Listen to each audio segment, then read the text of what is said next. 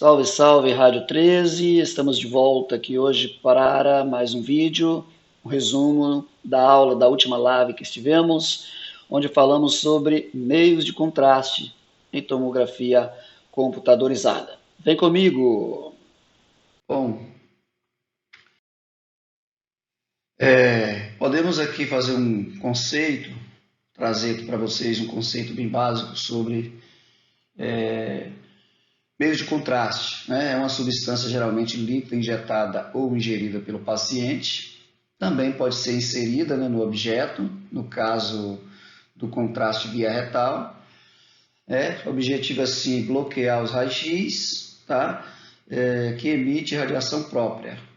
Então, o objetivo do contraste ele é denso, tá? A radiação tem dificuldade de ultrapassar, então ele vai ficar bem visível aí nas imagens radiográficas. Trabalhamos aqui na tomografia com basicamente dois tipos de contraste, né?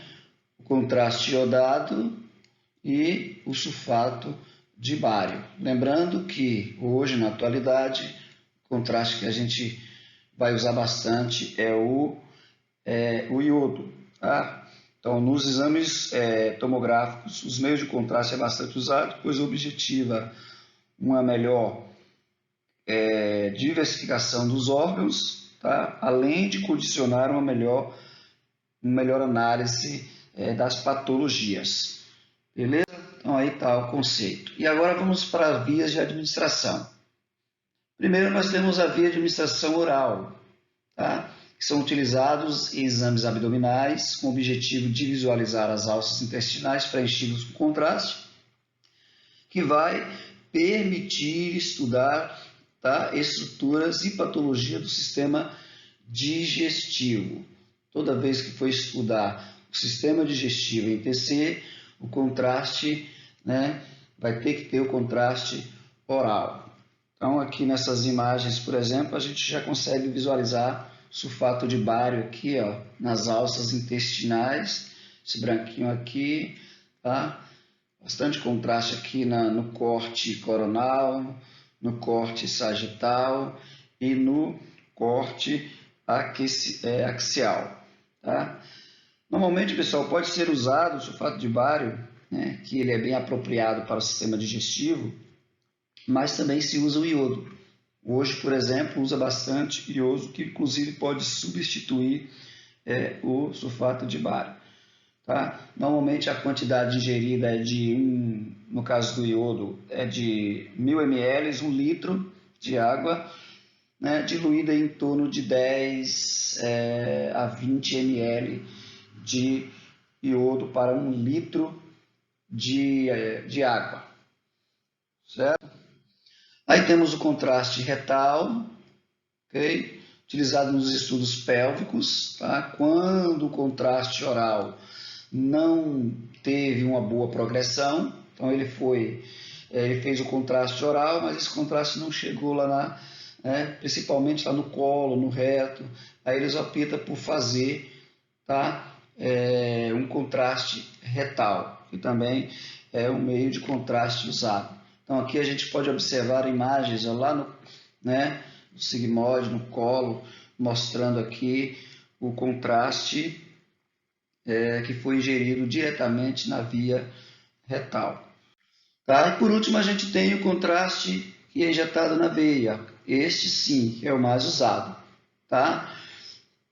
Este aqui é o que a gente mais usa no sistema de produção de imagem na radiologia. Tá vendo? Então, no uso de contraste venoso, o preparo do paciente ele é indispensável.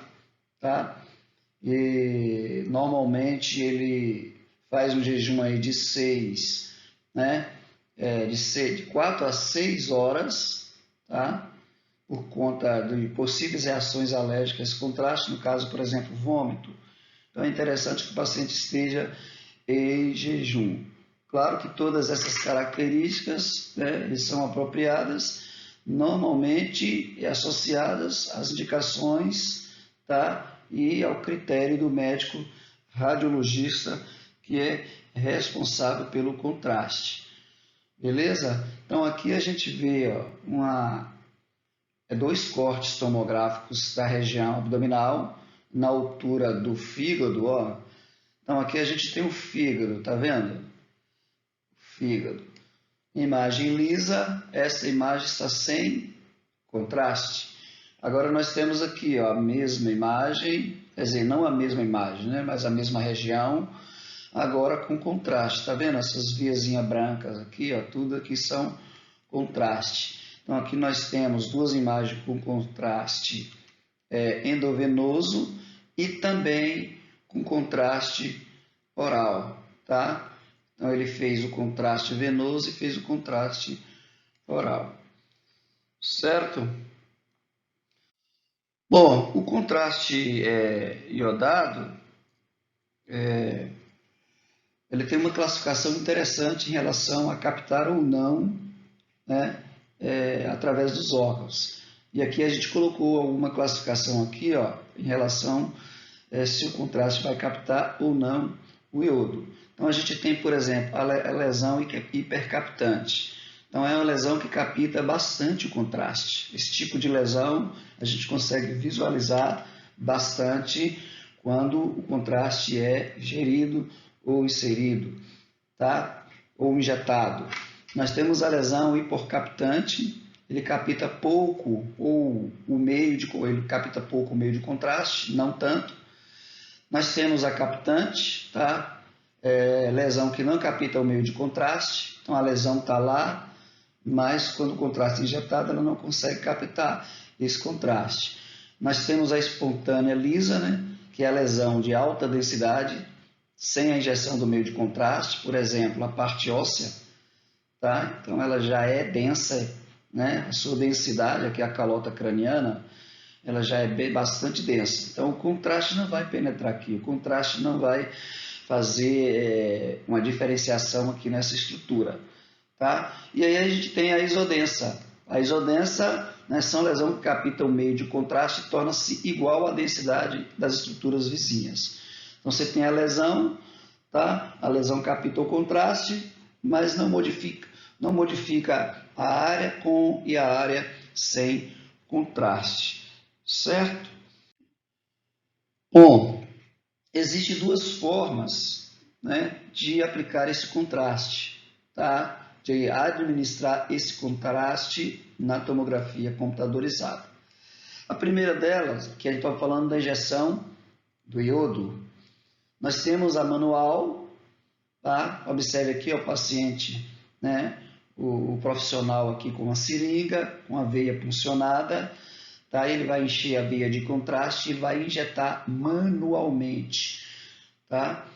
Então a gente tem a injeção descontinuada, isso é, você não consegue usar ou fazer o contraste em um fluxo só, isso não é legal, isso não é bom nas imagens de tomografia computadorizada. A velocidade é oscilante, então se você for fazer aqui, por exemplo, 80 ml de contraste na seringa, você vai ter que injetar 20, né? Remover a seringa, encher de contraste de novo, ou ela já está lá toda pronta, mas você vai ter que ficar injetando e parando, injetando e parando. Então ela vai oscilar. Isso também não é legal nos exames tomográficos, porque a gente precisa de um fluxo constante nas vias para a gente ter uma melhor qualidade. Outra coisa também, a velocidade máxima é só 2 ml por segundo, é o máximo que se consegue fazer na injeção manual. Eu posso precisar aqui, dependendo do exame, de uma velocidade maior, tá? E a gente tem a segunda, que é a injeção mecânica, que é a bomba injetora. Tá vendo ela aqui? Então aqui eu tenho o corpo da bomba, que fica dentro da sala, e aqui eu tenho o monitor da bomba, que vai ficar lá na mesa, né, onde eu vou programar, tá? Lá onde fica o computador de programação. Então a vantagem é bem grande em relação à mecânica. A injeção ela vai ser contínua, então quando eu soltar a bomba ela vai injetar o contraste automaticamente, então não tem parada, o fluxo vai ser constante. Eu posso programar a minha velocidade, eu posso colocar aqui, por exemplo, ó, menos, eu posso colocar 2 ml por segundo, 3 ml, 4 ml, 5 ml, então eu posso programar do jeito que eu quiser, ou conforme o protocolo do exame. E Também posso adequar a veia. Por exemplo, o paciente tem um acesso, né, mas esse acesso é com o scalp bem fininho, no caso de uma criança. Aí eu posso aumentar esse fluxo, tá? Então eu tenho um scalp mais calibroso, aí eu posso diminuir essa velocidade. Então, evidentemente, nos equipamentos hoje, né, é praticamente imprescindível que se use a bomba injetora, o sistema mecânico, certo? O contraste de bário, né, hoje praticamente ele não é usado, a gente usa pouco, nós já falamos lá no slide anterior, mas sim pode usar para o sistema oral, né? Ele tem uma desvantagem porque a sua densidade é bem grande e ele pode causar alguns artefatos. Lembrando que normalmente o contraste bário para tecer ele tem que ser mais diluído, inclusive ele é um pouco diferente do contraste, né, do sulfato de bário que a gente usa no raio-x, nos exames de raio-x, por exemplo, no enema, no clíster opaco e no sistema seriográfico do esôfago, do estômago e do edema. Tá? Bom, aí aqui eu coloquei a questão de volume, de quantidade que a gente usa. Tá? O volume de contraste nos exames de rotina de tomografia deve ser observado seguindo conforme o protocolo ou conforme o serviço médico é instituído, né? O médico radiologista vai instituir. Mas aqui, basicamente, a gente tem um volume médio de contraste para adulto em torno de 1 a 1,4, né, ml por quilograma. Tá? Então, vamos supor que eu tenho aqui 1 ml. Se o paciente pesa 20 kg, eu vou usar 40 ml. Isso aqui é básico, normalmente a gente já tem uma quantidade estipulada no protocolo. Crianças, 2 ml. Então, se a criança pesa 2 kg, então eu vou usar 20 ml. Tá? Mas lembrando que normalmente a gente tem protocolos, né, bem básicos. A gente não pesa o paciente e procura a quantidade de contraste. No geral, a gente não faz isso, mas existe essa normatização. Para o sistema digestivo, tá, em torno de 10 a 20 ml de iodo diluído em 1 litro de água.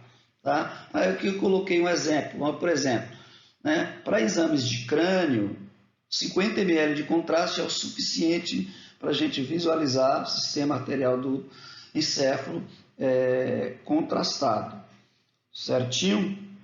Então é basicamente isso aí que a gente tem. Tá? É importante, pessoal, saber algumas regrazinhas básicas, algumas características antes da injeção do contraste. Por exemplo, avaliar a história e a condição clínica do paciente, fazer uma anamnese, né, para obter informações sobre possíveis reações alérgicas, checar, né, a medicação. Dependendo do tipo de medicação que o paciente está usando, ele não pode fazer o uso do iodo. Tá? Então, essa história clínica ela tem que ser colhida. E alguma dúvida, alguma dificuldade, aí a gente vai partir lá para o médico radiologista, que é ele que tem a autonomia para autorizar ou não autorizar. Esclarecer o paciente se possíveis reações, o paciente também tem que saber, tá? E estar certo, correto, de que realmente aquele exame precisa ou não do meio de contraste. Então, é preciso estar bem ciente sobre essa realidade. Isso devido a quê? As reações adversas, tá? As reações adversas podem ser definidas como qualquer efeito nocivo ou indesejado, tá? Decorrente do quê? Da administração, no nosso caso aqui, do iodo. Aqui, por exemplo, eu coloquei aqui, ó, essas 3 ilustrações, né? Uma delas é o edema de glote. Nós observamos aqui, ó, o glote está aberto. Aqui o glote está fechado. Então, teve um edema, inchou isso aqui através do contraste.